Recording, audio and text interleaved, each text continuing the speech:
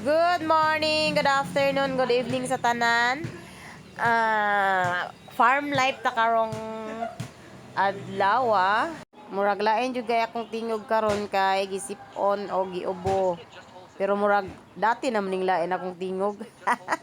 Nisamot ni pagligog dagat. So, mag-visit mi sa amo ang sagingan. Pero bitaw dugay na bitaw ni nga sagingan oy. Nangalugnas na ni siya pero sayang man akong i-delete ni ang video.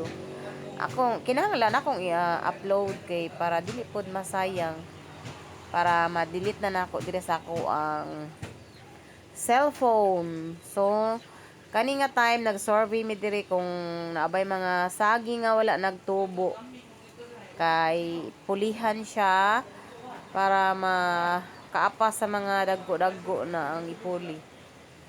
Kay lain man kaayo pud na tan-awon nga kanang dili siya pantay ang kanang kadaghan, na daghang kulang, na mga nangamatay. Siguro tungkod nalata siya. Wala niya nakayanan ang siya sigig ulan.